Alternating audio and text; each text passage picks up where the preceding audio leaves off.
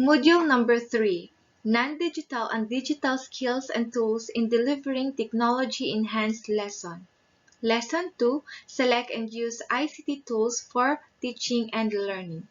With this module, we can learn to develop the skills and confidence of educators in the appropriate and effective use of digital technology to support learning and study. With this module, we can learn the different examples and strategies on how effective and efficient to use to the learners. So stay with me as I proceed to the next slide where we will know what are the examples of non-digital and digital skills. Non-digital and digital tools. In a classroom, we'll always need a chalkboard. So where can we see in a chalkboard? Is it on the non-digital and or in digital tools? So non-digital tools. Okay, as you can see in the picture, it belongs to non-digital tools where you can see the boy is erasing the blackboard. It is used for non-digital tools. There are also another examples of non-digital tools. One of these are the flip charts, also the bulletin board, and the puppets. It can help motivate the learners to engage more if there are plenty of strategies on dealing with the learners. Also, in digital tools, where there are plenty of examples like Wi-Fi, cell phone, gadgets, or internet. With these instructional materials, it helps the teacher to make his or her presentation concrete, effective, interesting, meaningful, and aspiring. Instructional materials like non-digital and digital tools are a great help in stimulating and facilitating the learning of the learners. So, with this, on the next slide, I will discuss further about the intended learning outcomes of the technology. So stay with me as I slide on the intended learning outcomes of technology. Intended learning outcomes. So what do you mean by this? These are the knowledge, skills, and abilities that an instructor intends for students to learn or develop. So what are the intended learning outcomes? First is the integrated media and technology in various content areas. What do you mean by this? This means that it enhances student learning process outcomes. Integrating technology provides students with the opportunity to develop skills that are essential for lifelong learners, such as research, collaboration, communication, critical thinking, and problem solving. Next, describe technology and tools. Describe technology tools that are used in group activities. So, what are these technology tools? Technology tools such as computer, mobile phones, digital cameras, social media platforms, and networks. Students are more actively engaged in group activities or projects when technology tools are seamless part of the learning process by the use of these technology tools. The third is use of technology tools to collaborate and share resources among communities or practice. What do you mean by collaborate and share resources? This means that with the use of these tools to collaborate and share resources among learners, the goal of a community is achieve. Example of these collaborative resources is Google Documentation and Google Drive for collaborative project. Google Docs is free and allows you to collaborate and make edits simultaneously on the same document. You can share Google spreadsheets, documents, calendars, and other types of file easily with the use of technology and collaborative and sharing resources. Fourth, Fourth is the reflected on the use of technology on its relevance and appropriateness. As you can see in the pictures, educators or the young learners grow and learn, especially when families and early educators play on a active role. Early learners can use technology to explore new worlds, make believe, and actively engage in fun and challenging activities such as yoga, watching TV, singing, and playing games. They can learn about technology and technology tools and use them to play, solve problems, and role play. That are the intended learning outcomes of technology. So on the next slide, I will going to discuss more on ICT, on what is ICT. So stay tuned as I slide and discuss what is ICT. Okay, what is ICT? ICT stands for Information and Communication Technology. This refers to various tools and devices or gadgets used in communicating, disseminating, creating, storing, and managing information. With the use of this ICT in education, it is the mode of the education that use information and communication technology to support, enhance, and optimize the delivery of information. ICT has also become integral by means of essential or fundamental to the teaching learning interaction. Through such approaches as replacing the chalkboard with the interactive digital whiteboards, students own smartphones or other device for learning during class time, and the flipped classroom model where students watch lectures at home on the computer and use classroom for more interactive exercise.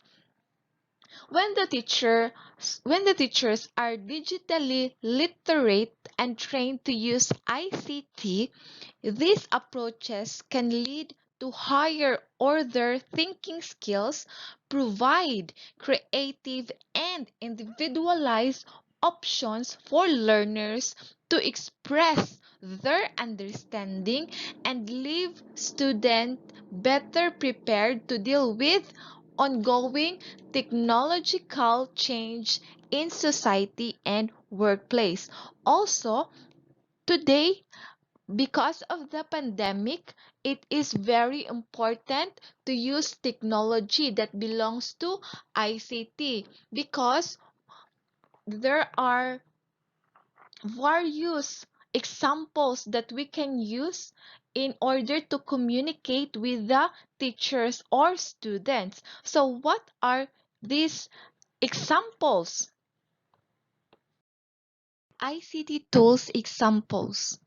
These are the computer, printer, cellular phones, Office 365 such as Microsoft Word, Excel, PowerPoint, Outlook, OneNote, and any other technology tools that we can use for communication. With these ICT tools examples, it covers any product that will store, retrieve, manipulate, transmit, or receive information electronically in a digital form. With the use of this example like computers, cellular phones, printers, Office 365, it can help students and teachers to communicate, disseminate, create, store, and managing information. Also, today, because of the pandemic, it is very vital to use these ICT tools. So, what is the integration for this ICT? Let's look at the second slide or the next slide. So what is ICT integration? ICT integration in education allows ease of processing of information, effective accessibility to resources, easy sharing of resources, expression of creativity, and effective collaboration. With this ICT in education, it improves engagement and knowledge retention. When ICT is integrated into lessons, students become more and more engaged in their work. This is because technology provides different opportunities to make it more fun and enjoyable in terms of teaching the same things in different ways. The same things in different ways. So, why is ICT in teaching and learning important? It is important because it enhances teaching and learning process. It motivates students, helps to achieve objectives of lessons effectively, and it assists in teaching difficult concepts. It also obtains active presentation from students with the use of this ICT integration. Okay, since ICT integration allows ease of processing of information, here's an example of how we can read information at a quicker speed and in an interesting manner. Here is an example of how we can read information at a quicker speed and in an interesting manner. So, what is this example? This is a What's this? A QR code. What is QR code? QR code stands for quick response. It allows the readers to decode the information at a high rate of speed. So, here in the picture, in the given picture, what observation can you see about the picture? It describes here the function on how to use the QR code by the use of cell phone to scan the QR code. It immediately gives information on what the QR code is all about. For instances, in Gaisano Mall, when we go and shop there are plenty of QR codes that we can see in a Gaisano Mall. So, example, in a dress shop where there are tag, and there is also an attachment of QR code. When we scan the QR code, it automatically responds a information or access on how much is the dress or a price of the dress. So the QR code gives information on how much is the dress. But how can we use QR code using cell phones? So here is an example of a video that discusses on how to use QR code in mobile phones. A QR code is a unique code that stores a small amount of data, such as website URL, contact details, static text, etc. QR stands for quick response, which refers to instant access of information hidden in the code. If you have found yourself in a situation where you need to scan a QR code, here's a simple solution for you. You do not require to install a separate app, just to scan a QR code. The built-in Google Assistant app can scan QR codes and regular barcodes as well. So in this video, let's see how to scan QR codes using Google Assistant.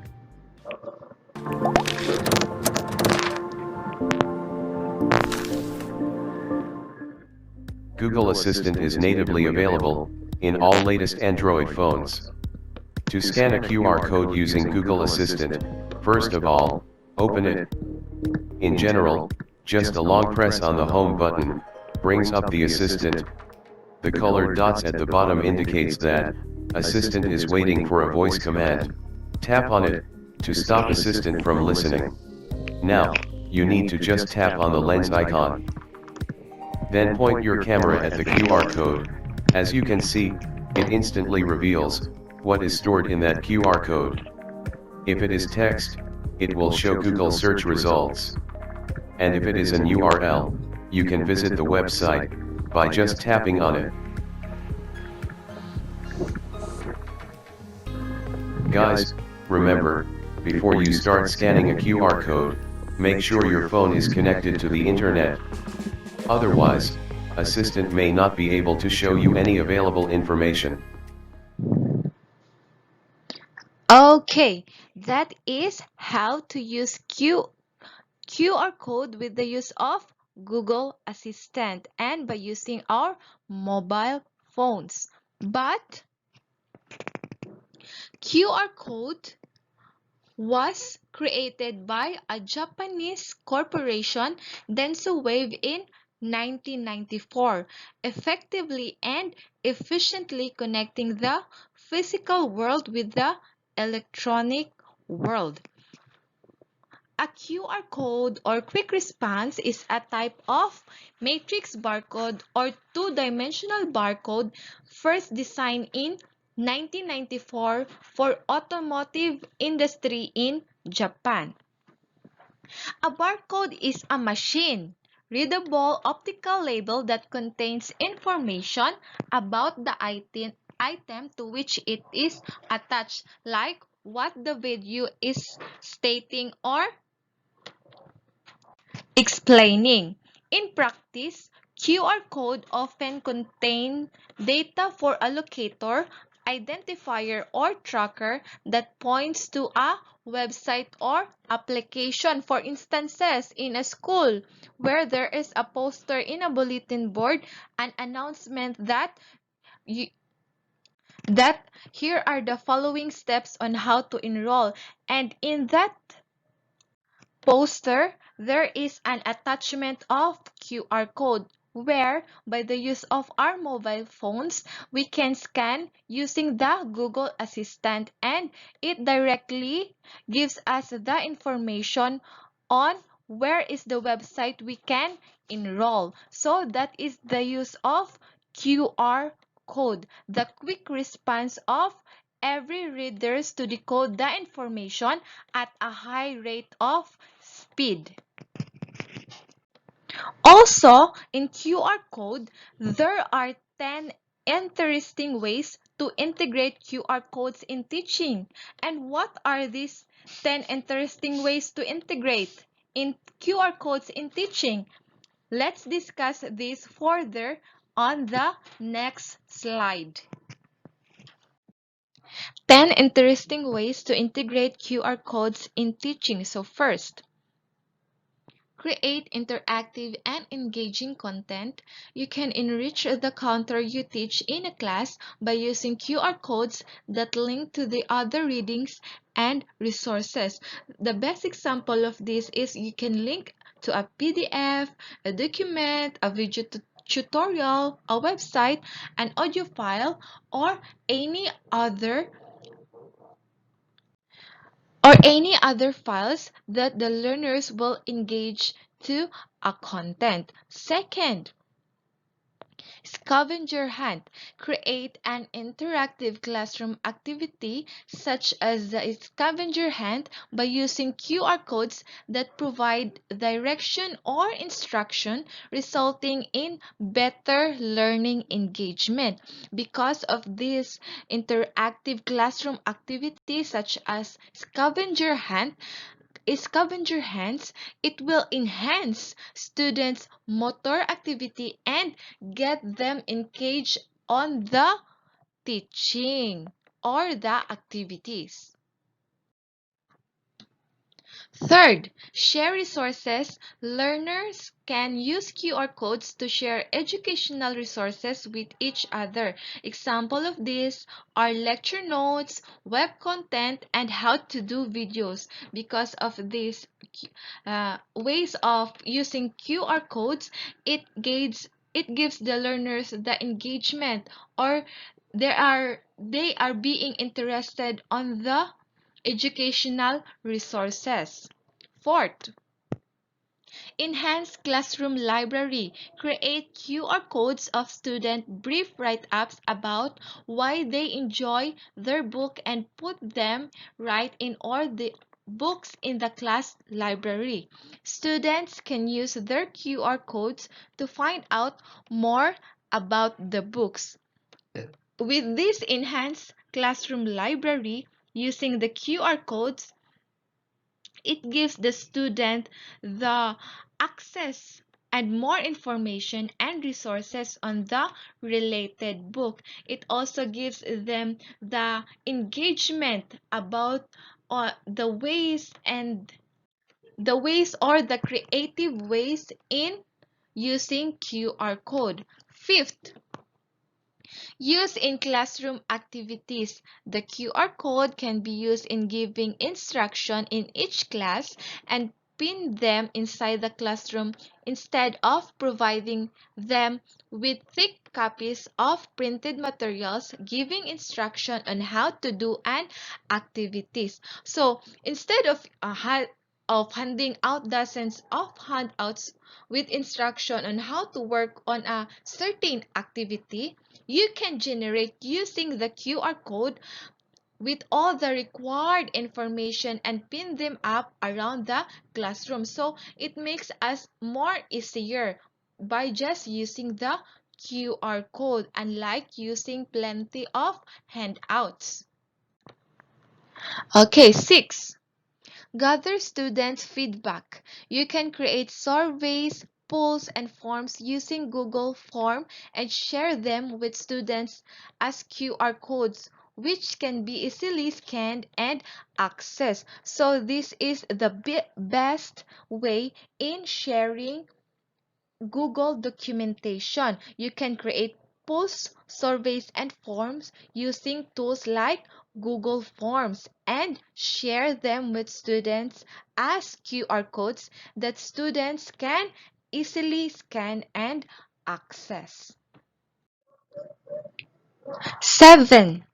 Provide help with homework. A detailed instruction can be made into a QR code which students can at home use the information to help them comply with their assignments. So, teachers will be able to provide detailed instruction and how to tips in the form of a QR code, which students can scan at home and use to solve the homework. 8. Research project. Make student create QR codes linking other resources and web content to their research work. But there is a problem if the student doesn't know how to make a QR code. So there is a quick video that I can provide on how to make a QR code using mobile phones. How to create your own QR code on your Android phone.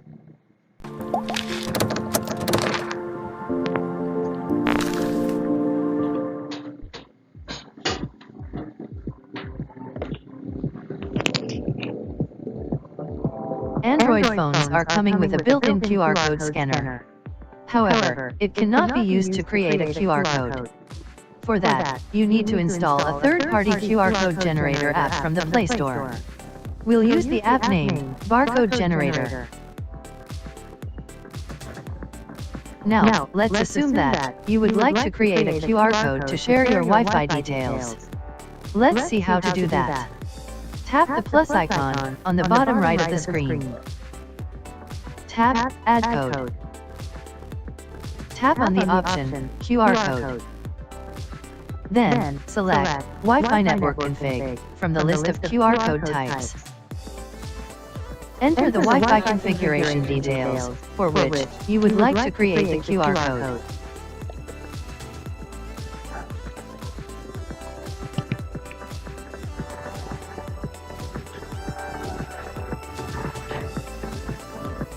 Now, it displays the newly created QR code. Now, tap the Save button to save your QR code as an image file. You can change the image size and color according to your needs.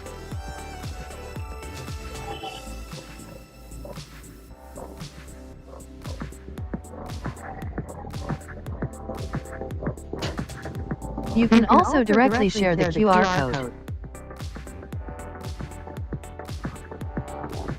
You can also use this app to generate QR codes for 9 different types of data, like website URL, email, phone number, location, contact details, and more.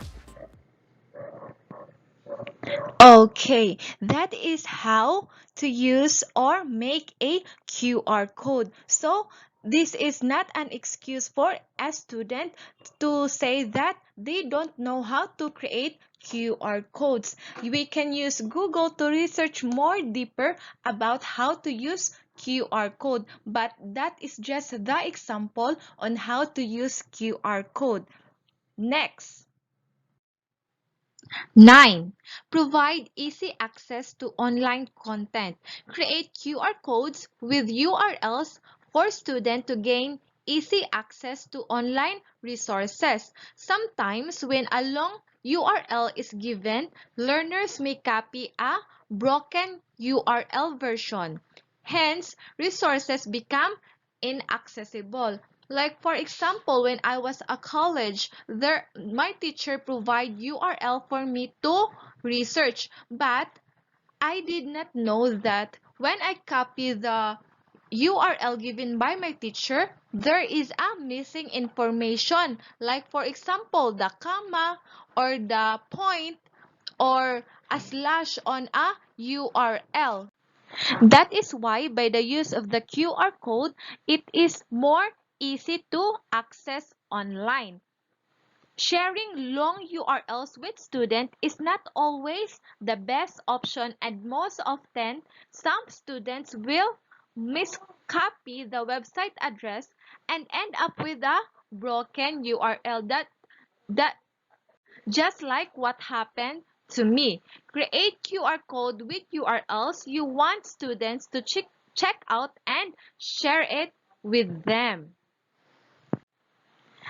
10. Last but not the least, communicate with parents or partners. You can share information to parents on school events or activities in school. You can also put in a web page for parents to get information or include it in newsletter, permission slips, and etc.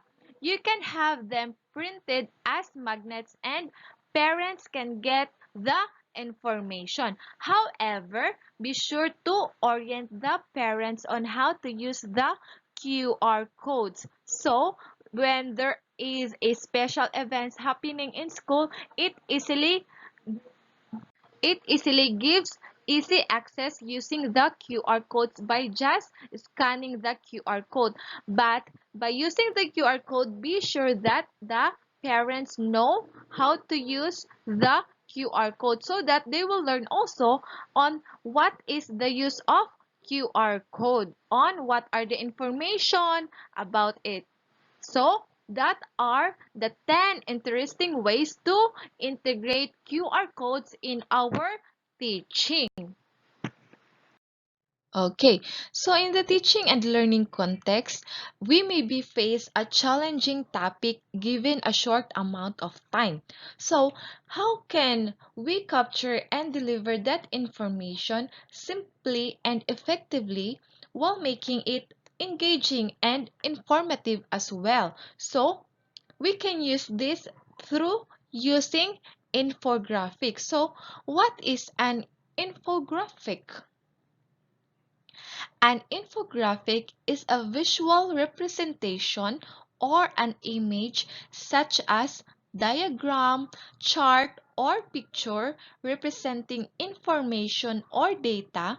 It is eye-catching and makes use of a clear layout, attractive colors and hues, and caricatures or captures that provide a cohesive presentation of the information. Basically, the infographic is the another interesting tool to use in instruction. So, the infographic is a collection. It is the collection of imagery, charts, and minimal text that gives an easy to understand overview of a topic. So, what are the tools that can we use in creating infographic? Okay, one tool that can be used in creating infographic is Canva. So, what is Canva? Okay, as you can see in the pictures, there are plenty of templates or design that we can use in order to make a infographic design. But what really is Canva? Canva is a graphic design platform that allows users to create social media graphics, presentations, posters, documents, and other visual content. Users can choose from many professional design templates and edit, design, and upload their own photos through a drag and drop interface. But how is the process to make a good infographic design? So here is a quick video on how to create a infographic design using Canva.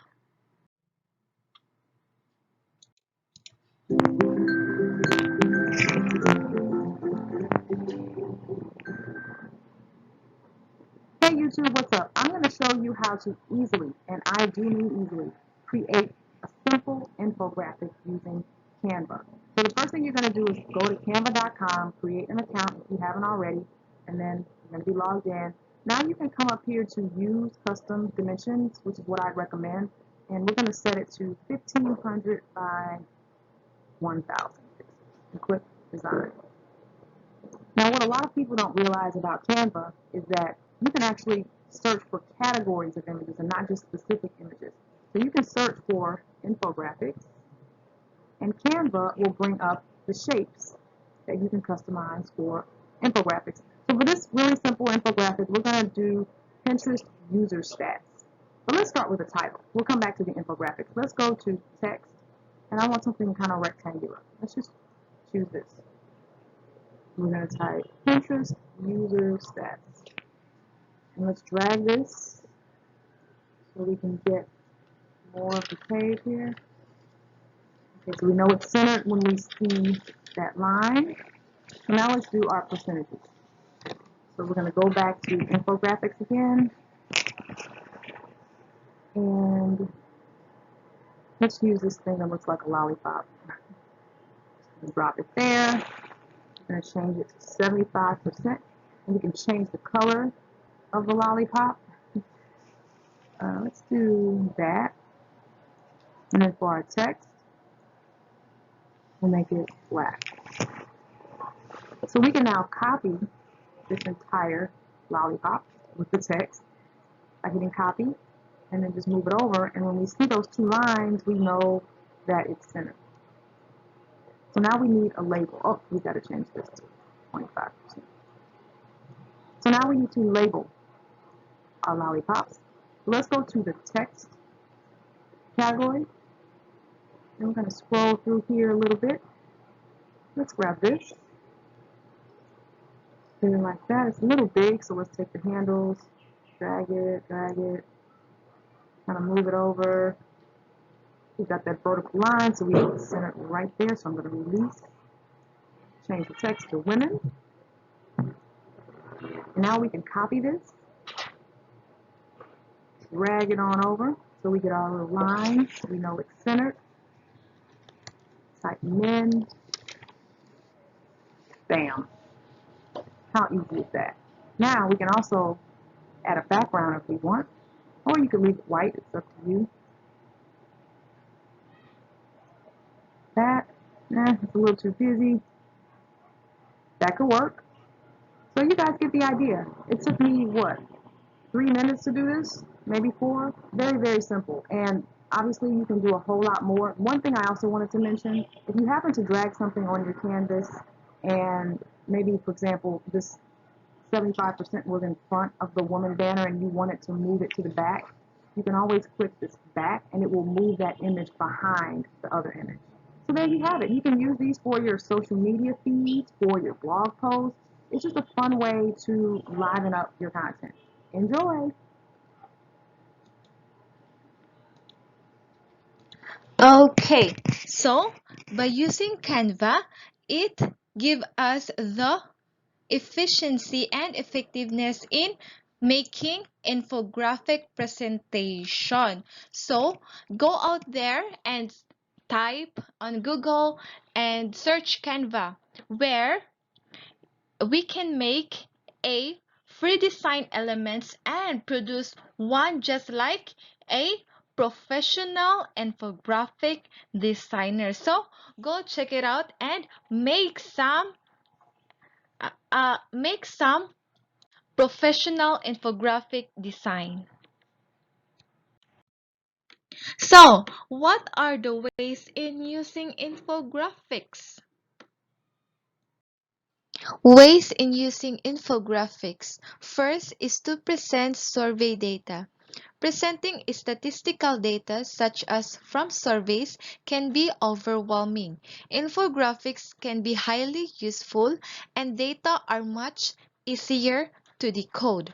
There are a handful of different ways you can highlight key statistics, including using bold font in a bigger size than your other text, using one bright contrasting color to help your statistic stand out, placing an icon beside your statistic to illustrate it and help attract the eye, using directional cues like arrows, lines, and borders to direct readers' eyes to a certain spot. For example, in the picture given, employee engagement, this survey infographic uses a few of those methods to emphasize 3 key statistics. First, statistics are written in a big bold font. Then a bright orange background helps them contrast with the pink background. Each statistic is also grouped with an icon to illustrate each group of employees. Finally, each question, there are 3 questions here. Each question that the statistic answer are placed on a narrow shape background that points to the statistic. This arrow also helps point the eye in the direction the infographic is supposed to be read. So, by the use of this infographic template, researcher or by making a survey data, it is quicker and easier to understand by presenting in an infographic way. Next. Next is to simplify a complex concept. Simplifying a complex idea is the core purpose of using infographics. This is a very effective educational tool as a way of summarizing key points or providing an overview of a lesson. So in this way or concept, it is a way or a tool for summarizing key points or providing an overview of a lesson using the infographic. Next, to explain how something functions. Using infographics, you can show the intricacy of how something complex works. It can reveal the mechanics behind how an object works. Designers can create infographics by showing the mechanics behind integrate objects, processes, and concepts. Like for example in the picture given of an infographic created by Xing Zhang in 2018 that shows how the phone works while incorporating surreal element that appeals to the imagination of the reader. Each component of the phone is accurately revealed. Even though it is a complex work, but by the use of infographic, it makes easier and understand to be presented. Next, last but not the least is to compare, presenting information by highlighting similarities and differences through a visual parallel in an infographic can turn out more effective than sometimes expressing it in words. It is easier to draw comparisons with the same information neatly and organized. When drawing comparison, infographics help organize similarities and differences by visually creating parallels that complement the information being presented. Comparison can be difficult to express with words sometimes to the point of being more confusing than revealing to the audience. So, it is easier to draw comparison with the same information neatly and organized. By presenting the same information in a neatly organized infographic, comparisons become clearer. Earlier this year, a series of infographics compared how the price of being a superhero has changed from year they were created to 2013, like the examples given, where residents it it it distinguished or compared how the price of the Batman residence, clothing, vehicle, gadgets changed from the year they were created to 2013. The infographics were effective because they made use of the changes in each superhero's costume as a visual starting point. So, as you can see here in the picture, in 1939, it cost $3,800, but on 2013, it cost 444,000 in a manner. So we can easily identify the comparison from, or we can easily compare the price of the superhero change in a year. Like clothing. In 1939, it cost $10, but on the year 2013, it cost $300,000. So, it is easily to compare and easily to understand by the use of infographic. So, those are the ways in using infographics. First is to present survey data, to simplify a complex concept, to explain how something functions, and last is to compare.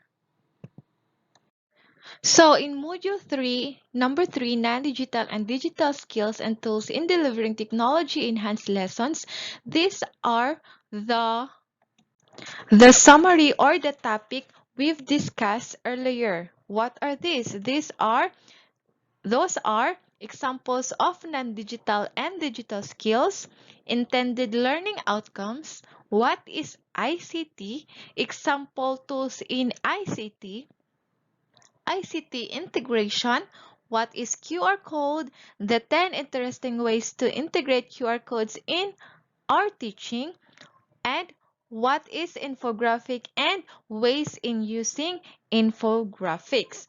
Thank you for listening and God bless you. Thank you and have a good day.